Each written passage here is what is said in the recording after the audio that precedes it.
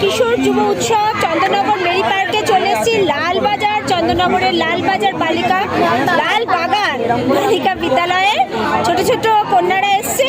এরা বলতে চায় যে রেন ওয়াটার হারভেস্টিং এদের স্কুলেও করা হচ্ছে এবং তার প্রচার নিয়ে চলে এসছে। আমি চার্ট দেখাচ্ছি।